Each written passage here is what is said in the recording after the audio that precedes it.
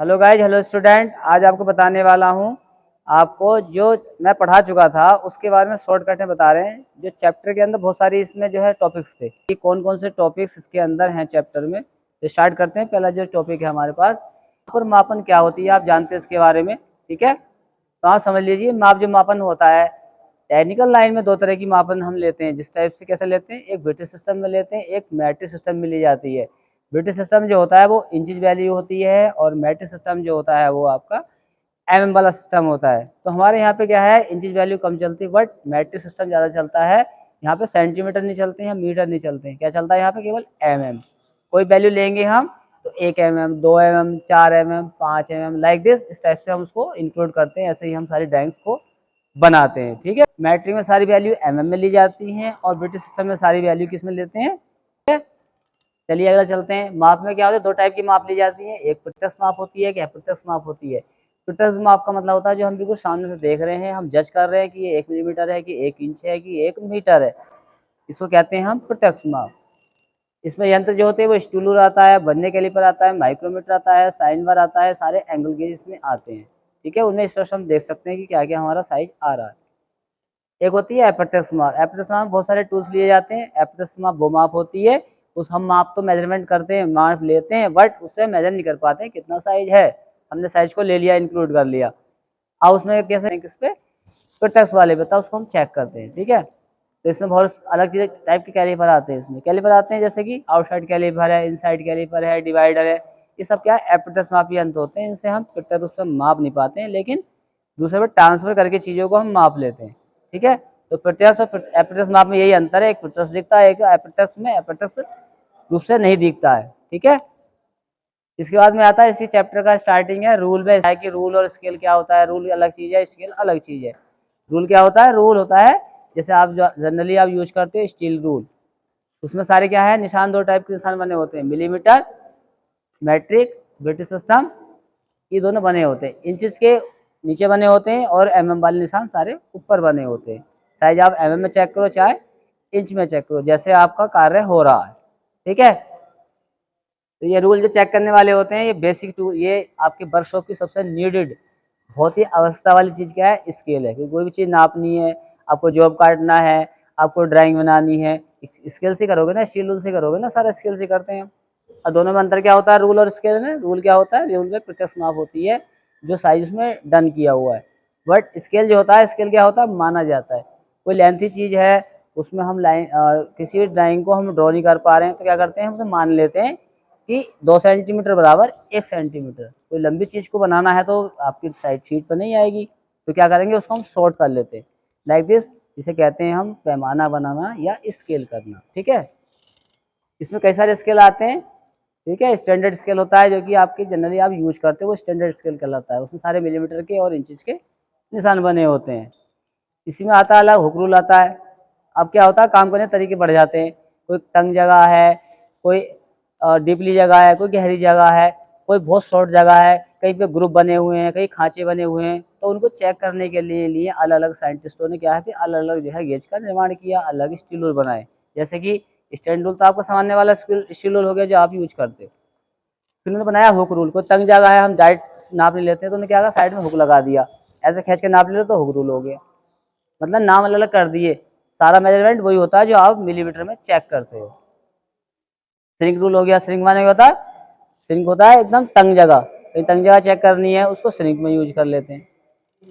Short rule होता है। Short rule होता है, शार्ट रूल में क्या है, छोटे छोटे टुकड़े रूप में रूल्स होता है उसमें, वो भी खांचे वगैरह चेक करने के लिए हम इसको यूज कर लेते हैं। ऐसे नैरो, नैरो माने क्या होता है, तंग जगह, कोई बहुत स्लॉट्स है, खांचे बहुत बारीक पतली जगह है, तो वहाँ पे उस पतले स्टूल रोल को क्या करते हैं, डाल के हम चेक कर लेते हैं। फ्लेक्सिबल रूल है। फ्लेक्सिबल का मतलब होता है लचीले वाले। जैसे कि मान लीजिए कोई गुलाई वाली जगह है, तो कैसे चेक करोगे, उसमें वहाँ पे फ्लेक्सिबल चीज होगी तो उसको हम क्या करेंगे, ऐसे चेक करेंगे, घुमा के चेक करेंगे, या उसको लगाएंगे तो साइज पूरा वो ले लेंगे उसको। ऐसे फ्लेक्सिबल रूल होते हैं। ऐसे की शीट वाले होते हैं, कोई चाबी गार्ड कटा है तो वहाँ पे कीपर उसको चेक कैसे करना है, तो उसके लिए की शीट रूल बनाए गए हैं। ऐसे इसके बाद में कैलिपर रूल है। कैलिपर रूल में क्या होता है, जैसे कि बनने कैलिपर होता है, लाइक दिस, ऐसे ही होता है वो कैलिपर भी, उससे भी हम किसी चीज़ का डायमेंशन ले लेते हैं। ऐसी है स्टील टैप। ये स्टील टैप एक तरह से ये रूल है जो कि स्टैंडर्डाइज कैसा है, जो बड़े बड़े वर्क में काम आता है। जैसे कि कोई जगह को नापना है, कोई बिल्डिंग को नापना है, तो आप जैसे कि कोई प्लाट्स है तो उसको नापते हैं, तो वो स्टील टाइप होता है, वो लंबा, उसमें मिलीमीटर और सेंटीमीटर और इंच के निशान बने होते हैं, फुट के निशान बने होते हैं, मीटर के भी बने होते हैं। ठीक है, नाप लेते हैं, इतने मीटर जगह हो गई, इतने गज जगह हो गई, आप उसको मेजरमेंट कर लेते हैं। तो ये बात आ गई आपकी किसकी, रूल और स्केल की। ठीक है, इसमें अगला चैप्टर में जो टॉपिक है हमारा वो क्या है, टेलीस्कोप गेज। टेलीस्कोप गेज आती है। टेलीस्कोप गेज में क्या होता है, टेलीस्कोप गेज वो गेज होती है जब हम कोई जॉब बनाते हैं, किसी जॉब का हॉल है, कोई खांचा होता है, उसके होल को चेक करने के लिए टेलीस्कोप गेज से चेक करते हैं। क्या करती है, कहा केवल ये जो जॉब होते हैं उनके होल चेक करती है। मान लीजिए कोई जॉब है बना हुआ, अब इसका होल चेक करना, इसका साइज कितना है, तो किससे होता है, टेलीस्कोप गेज से ये होल चेक होता है। ठीक है, टेलीस्कोप गेज जो होती हैं उनमें दो तरफ साइड में रोड लगी होती है, वो एक फ्लेक्सिबल होती है, उसको दबाते तो साइज को हम कम ज़्यादा कर लेते हैं। ध्यान दें, जितनी भी आपकी टेलीस्कोप गेज होती हैं ये अपने साइज से थोड़ा सा ज़्यादा से साइज को चेक कर लेती है, क्योंकि ये फ्लेक्सिबल थोड़ी होती हैं। इनकी जो स्टार्टिंग होती है वो 12.7 mm से स्टार्ट होती है, और इनकी जो सबसे लंबी रोड होती है यानी कि बड़ा साइज होता है वो आपका 152.4 mm तक कोई होल है उसको चेक करने के लिए ये टेलीस्कोप गेज हम प्रयोग में ला सकते हैं। ठीक है, ये भी एक डायरेक्टली नहीं चेक करती है, क्या करते हैं इसको चेक करने के लिए जो साइज हम ले लेते हैं, तो मान ली साइज हमने ऐसे ले लिया तो उसको मेजरमेंट नहीं कर पाते हैं, क्या करते हैं उस वाले साइज को लेके आते हैं, उठा करके बनने कैलिपर पर लेके आएंगे या उस साइज को लेके आएंगे माइक्रोमीटर पर, माइक्रोमीटर ला के डन करते हैं कि साइज इसका होल कितना है, या उसको सेट कर लेते हैं कि इतना सेट कर लिया, साइज में प्रवेश कर रही है तो साइज ओके है, नहीं साइज प्रवेश कर रही है वो तो क्या होगा, साइज अभी आपका बनेगा, और साइज में एकदम फ्लो हो गई यानी कि डायरेक्ट एंट्री मार रही है वो, इसका मतलब साइज का ओवर हो गया यानी खुल गया। और जो चीज़ साइज जो खुल जाता है वो समझ लो जॉब रिजेक्ट हो जाती है। अगर साइज में नहीं घुस रही है तो इसका मतलब वो रिवर्क हो सकती है, क्या वो आपका हैमर का आता है। ठीक है, आप जानते हैं ये भी हैमर भी हमारे वर्कशॉप में बहुत ही नीडेड वाली चीज़ है। सामान्य रूप से जब हम स्टार्टिंग में अपने वर्कशॉप में वर्क करते हैं, काम करते हैं, तो आपको पंचिंग करनी है, ठीक है, कोई चीज़ ठोकनी है, कोई मशीन में कोई पुर्जा निकल गया है उसको पुश करना है, तो हमें हैमर का काम क्या होता है, केवल किसी वस्तु को क्या है थ्रो करना और चोट देने का काम ये हैमर करता है। ठीक है, जैसे कि आप जान रहे हो यहाँ काम होते हैं तो छोटे काम के लिए भी हैमर होते हैं, बड़े काम के लिए भी हैमर होते हैं। ठीक है, जैसे आपने पंची की अभी जॉब में तो उसके लिए भी आपके पास छोटा हैमर था, भारी कार्य करेंगे तो उसके लिए स्लेज हैमर का इस्तेमाल करेंगे। तो उसकी बात करते हैं कौन कौन टाइप के हैमर होते हैं। हैमर जो होते हैं आपके दो तरह से होते हैं, एक हैंड हैमर होता है, हैंड हैमर जो होता है हैंड हैमर के अंतर्गत 4-5 हैमर आते हैं। हैंड हैमर क्या होता है, हैंड हैमर जो होता है हैंड हैमर के अंदर कई हैमर आते हैं, जनरली हम हाथ से यूज करेंगे। हाथ से जो है बहुत सारे पार्ट्स होते हैं, जो हैमर होता है हथौड़ा होता है उसके बहुत सारे पार्ट्स होते हैं, जैसे कि उसका पहले फेस होता है, सामने वाला जो हिस्सा होता है ऐसे लंबाई में वो फेस होता है, फिर उसका एक पेन होता है, पेन माने क्या होता है, पेन माने क्या होता है इसकी एक तरह से ऊपर वाला जो हिस्सा होता है वो पेन कहलाता है। पेन कलर अलग टाइप की होती है, क्रॉस पेन होता है, कोई बॉल पेन होता है, ठीक है वो नीचे आ रहा है अभी। एक होता है इसमें आई होल, फिर इसमें होता है एक हैंडल, हैंडल आप जानते हो हैंडल पकड़ने के लिए वर्क ही करता है, वो आपको थ्रो करने के लिए काम में लाता है। सबसे इम्पोर्टेंट होता है इसमें आई होल, जो हैमर होता है उस हैमर के अंदर हमारी आंख होती है लाइक दिस, ऐसा उसमें होल होता है। वो होल इसलिए होता है कि जो उसमें हम हैंडल लगाते हैं तो हैंडल उसमें एंट्री सीधे से गुलाई में करेगा तो बार बार आपका निकल जाएगा हैंडल। आई होल होने से क्या होता है कि उसमें क्या करते हैं हम पच्चर ठोक देते हैं। पच्चर ठोकने से क्या होता है हैमर में जो है एकदम से हैमर निकलता नहीं है, हमारा लगातार उसमें वर्क होता रहता है। तो बॉल पेन हैमर, इसका वर्क जो होता है वह रिवेट वर्क करने के लिए आता है और धातु को बेंडिंग यानी मोड़ने में काम आता है। ठीक है, बॉल पेन काम, इसमें क्या होता है इसके ऊपर साइड में एक बॉल बनी होती है, जो बॉल होता है इसके ऊपर जैसे हथौड़ा बना होता है, तो इसमें क्या होता है इस टाइप से क्या है ये आगे साइड में से बॉल बनी होती है ये गोलाई में ऐसे। ठीक है, बाकी हथौड़ा जो है समान रूप से इस टाइप से बना ही होता है यहाँ पे। ठीक है, आगे बॉल बनी होती है, यहाँ पे आई होल बना होता है इसमें, तो यहाँ पे इससे काम करके इसमें हम हैंडल ठोक लेते हैं। तो बॉल होने की वजह से इसको क्या है बॉल पेन बोला जाता है। अगला है इसमें इसका वर्क क्या है रिवेट वर्क और बेंडिंग। रिवेट मतलब जैसे जानते हो बाल्टियाँ होती हैं कौन सी वाली धातु, आप देखा होगा गांव में बाल्टी हम यूज करते हैं, घर पे यूज करते हैं, तो उनमें रिवेट लगे होते हैं, तो उन रिवेट से क्या होता है उसको ठोकते हैं, दो पार्टों को जोड़ लेते हैं ऐसे बेंड की और रिवेट से जोड़ देते हैं उसको। पेन इसका काम क्या है सीट जाब में नालियां बनाने का काम आता है। क्रॉस पेन में क्या होता है जैसे ये बॉल पेन है ये वाली, इस बॉल पेन को क्या ना गोल नहीं करते हैं, उसमें क्या है वो क्रॉस बन जाती है, ये हिस्सा ऐसे है तो उसमें क्या है आगे जाकर के वो गोलाई वाली नहीं होती, वो ऐसे करके ऐसे धार सी बन जाती है इस टाइप से। इसे बोलते हैं क्रॉस पैन। इसका क्या काम होता है, कोई धातु होती है उसमें नाली बनाने के लिए, जैसे कि चादर होती है, जैसे आपके क्या है अलमारी बनती हैं, पैन एक में क्या है, इसमें सीट जाब चैनल। इसका काम जैसे ये काम ये वाला, ये काम दोनों का लगभग सेम ही है, सीट जाब में और चैनल में काम आता है। चैनल देखा होगा आपने, आजकल दुकानों वगैरह में चैनल लगाते हैं, तो उन चैनल में पत्तियां होती हैं, उन पत्तियों में जो जगह जो है बीच वाली कम होती है, उसमें उसको जो उसमें कहीं दब जाती है, कहीं पे अगर टेढ़ी बेढ़ी हो रही है, तो इस क्रॉस पैन के हल्की चोट मार मार के उनको सीधा किया जाता है। स्लेज हैमर क्या होता है, स्लेज हैमर बहुत भारी होता है, भारी कार्यों के लिए होता है, इसका वजन होता है वो आपके लगभग 2 किलो से स्टार्ट होता है और ज़्यादा भी हो सकता है। ठीक है, जैसे कि आप देखते हैं जो ठठेरे होते हैं वो बहुत तेजी से क्या करते हैं, जब मेटल्स को पिघलाते हैं, मेटल को गर्म करते हैं, तो वो स्लेज हैमर का ही इस्तेमाल करते हैं। अगला है सॉफ्ट हैमर। इसका काम क्या है, फिनिश पार्ट को चोट लगाना। फिनिश पार्ट को सॉफ्ट हैमर, जैसे कि हम कोई जॉब बना लेते हैं, राउंड जॉब बना लेते हैं, गोल जॉब बना लेते हैं, या कोई पीतल का जॉब बना लिया कहीं, ठीक है, पीतल के बर्तन बनते हैं। अब उस पर हथौड़ा मारना है, कोई गड्ढा पड़ा हो तो कैसे करोगे आप, लोहे वाला मारोगे क्या उस पर, उसमें और गड्ढा पड़ जाएगा।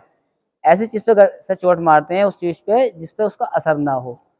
तो कोई चीज फिनिश वाली है उस पर अगर हम सॉफ्ट हैमर मारेंगे तो वो क्या उसको चोट पहुंचाएगी, नहीं पहुंचाएगी, इसलिए सॉफ्ट हैमर का इस्तेमाल करते हैं।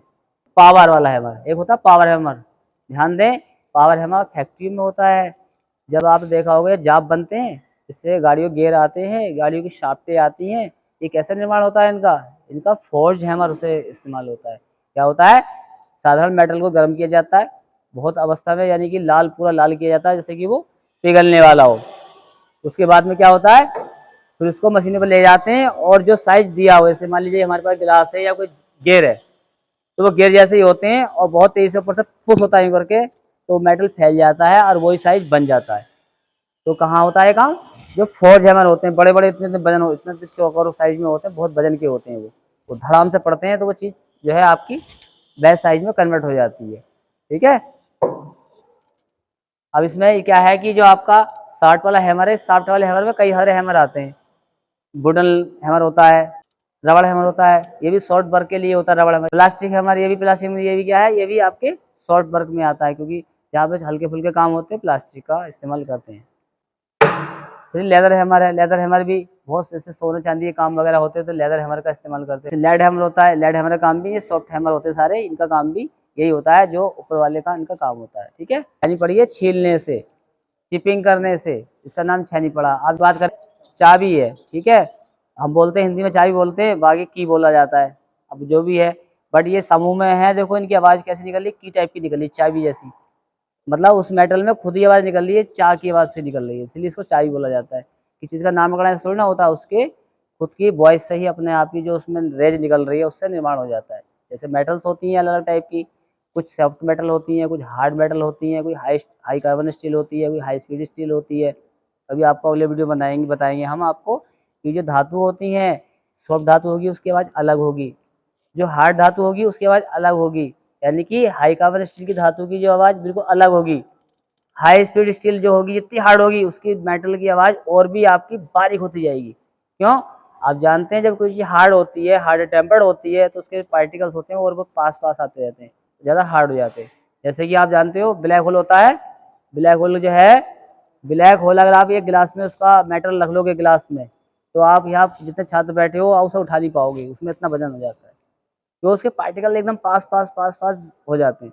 जैसे लोहा होता है एकदम वजन वजन होता है, लेकिन लकड़ी उतने वजन की लोगे तो उसमें वजन नहीं होता है। सब किसका कारण है, ये पार्टिकल्स के पास होने की वजह से वो चीज मेटल भारी होती है ना।